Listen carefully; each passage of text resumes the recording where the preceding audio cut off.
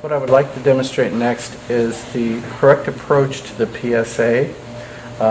Oftentimes, when a patient has a third molar, it necessitates a more posterior target site for the entrance of the needle.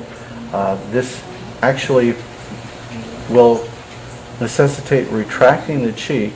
Oftentimes, the patient will have to close and shift their jaw laterally to the same side that you're doing the injection, which in this case is the left side.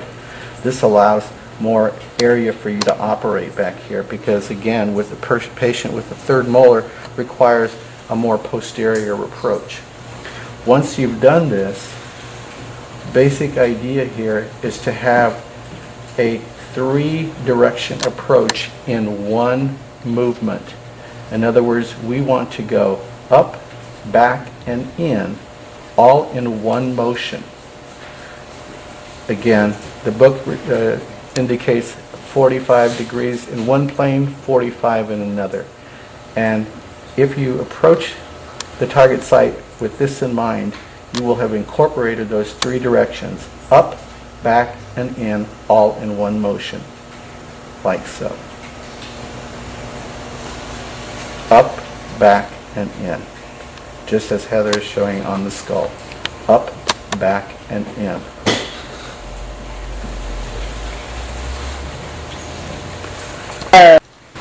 Okay, posterior superior alveolar nerve block. The nerves are the posterior superior alveolar and their branches.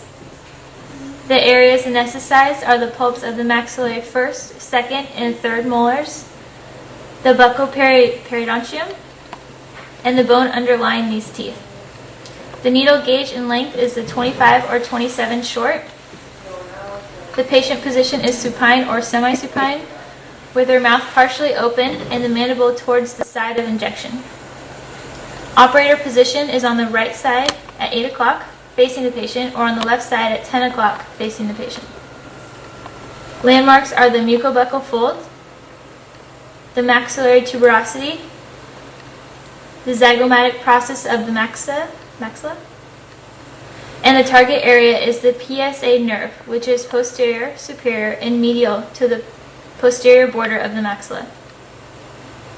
The syringe position is upward, inward, and backward, maintaining a 45-degree angle. Insert the needle to the height of the mucobuccal fold over the second molar.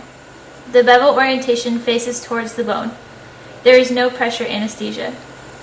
The depth of insertion is about 16 millimeters for a normal adult, or half of the long needle. A short needle equals 4 millimeters, and it should remain visible. There is no osseous contact. Aspiration potential is 3.1%. Aspiration negative. And the amount of solution is 0.9 to 1.8 milliliters over 30 to 60 seconds.